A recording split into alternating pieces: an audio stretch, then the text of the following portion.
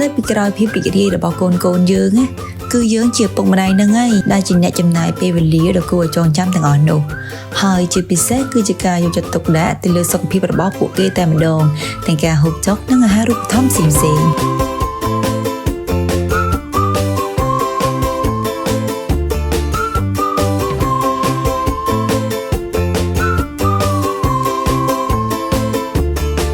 ដែលមានសកម្មភាពរស់រវើកនិងឆ្លាតវៃគឺដោយសារតែពួកគេទទួលបានសារធាតុចិញ្ចឹមគ្រប់គ្រាន់ដែលជួយជំរុញដល់ការលូតលាស់ទាំងរាងកាយនិងបញ្ញា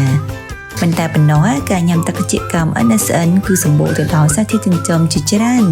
ដែលពង្រឹងភាពស៊ាំនិងជួយឲ្យកុមាររឹងមាំនិងមានសុខភាពល្អអនទៅតាមតាក់ទីកម្ម NSN NSN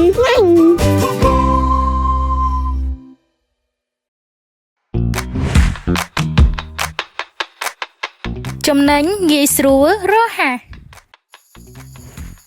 មាន NSN Mobile App ទិញផលិតផលសុខតិកម្មប្រភេទណាក៏បានទាញយកកម្មវិធីតាមរយៈ App Store ឬ Play Store ខាប់ឆ្ងាញ់ស្អាតសុខភាពល្អទុកចិត្តទៅលើ NSN